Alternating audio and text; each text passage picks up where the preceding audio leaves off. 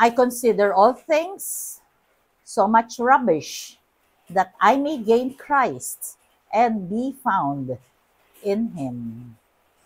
The earth is full of the goodness of the Lord. Blessed Thursday, everyone. We praise and thank you, dear God, for another day of life. We praise and thank you for the gift of love, the gift of family, of community, of belongingness, and the gift of today. Maulang-maulan na araw ng Huwebes. As a matter of fact, bahang-baha sa ilang parte ng ating bansang Pilipinas. Kaya we pray for those who are nasalanta ng bagyo. Yung Albay, sobrang lubog sila. Maputik, bahang-baha. Even dito nga sa Araneta, di ba, bumaha. Marami nga dito rin sa atin ang baha sa probinsya. Now is the time for us to help. Kailangan tayong magbigay ng tulong. Ito ang na ngayon ang minumungkahi sa Ebanghelyo. I have come to set the earth on fire. Ano ba yun? Ibig sabihin, nag-aalab ang ating desire to help. Nag-aalab ang ating pagmamahal sa ating mga kababayan. Nag-aalab ang ating pagmamahal, tumulong sa kapwa. Dito na tayo hinihiling na tumulong sa ating mga kababayan. And so, because of that, sa gospel natin, pinapaalalahanan tayo na magkakaroon ng division sa pamilya. At ano bang ibig sabihin ng division? At sinasabing si Jesus ay dumating na to spread peace but division sa pamilya.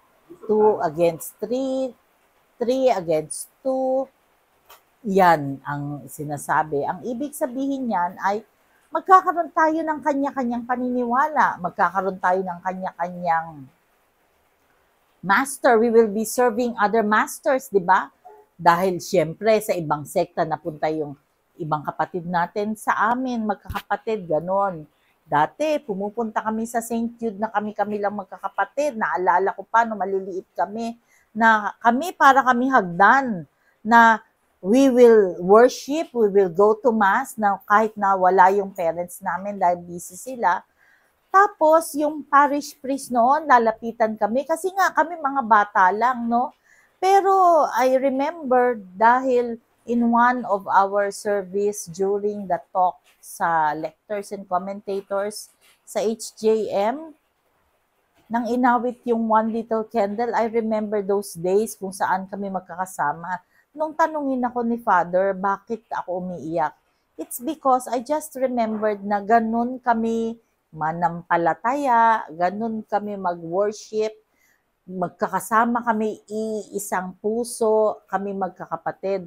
And now, merong born again, merong nag-Muslim, may Katoliko. Alam niyo yun, iba-iba na kayo ng paniniwala. Yan ang ibig sabihin ng Ebanghelyo na magkakaroon ng division. Kasi you will stand by what you believe in eh. So, kung nagpa-convert ka na at Muslim ka na, iba ang Quran. Kung ikaw naman ay born again, iba rin ang turo sa inyo. Wala nga silang Mama Mary, di ba? At ako naman, Marian devotee ako. So, iba rin ang turo, di ba? Pero, anong sinasabi? We still love each other dahil blood is thicker than water. Pero yan ang sinasabi sa Ebanghelyo na merong pagkaka-kanya-kanya, merong division. Na I remember,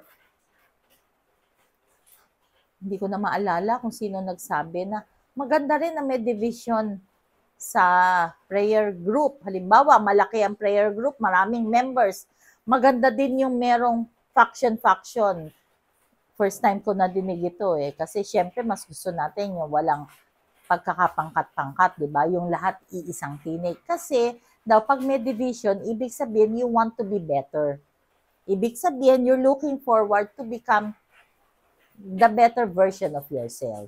Yun naman yung maganda doon. Dahil gusto mo mas mapabuti, mas mapaganda. Kapag ka walang division, parang chill-chill lang. So, you are not on fire. Ang ibig sabihin ng on fire, passionate ka on what you do. Hindi lang basta magsisimba ka lang. Ang gusto mo, bago ka magsisimba, magpe-prepare ka din kahit na hindi ka magsiserve. Ibig sabihin, talaga namang masidhi ang iyong pagnanasa na maging better in terms of pananampalataya, in terms of service, in terms of becoming a person, better person for the Lord. Let us pray. Lord God, we are sorry for our sins, either of commission or omission. We pray for Ira and her children. We pray for Aliarde and Perez family. We pray for Pong, eternal rest grant unto him, O Lord, and let perpetual light shine upon him. We pray for those who are victims of this Christine, yung bagyong Christine. Please be with us always and in all ways, dear God. We pray for the sick, those who are requesting for prayers, and those who are praying with us right here, right now. Panginoon, manguna po kayo sa lahat ng araw ng aming buhay. Stay with us, for without you, we are nothing. All this we pray in your mighty name through the intercession of our Blessed Mama Mary. Amen. Blessed Thursday once again. Stay safe and stay dry. Mag-ingat po. God bless.